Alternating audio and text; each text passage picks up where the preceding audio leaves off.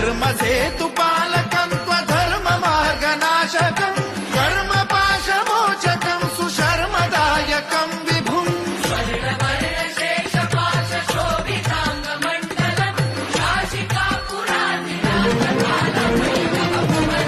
कालभैरवं भजे रत्नपादुका प्रभाभिरामपादयुग्मकम् नित्यमिद्वितीयमिष्टदैवतं निरञ्जनम्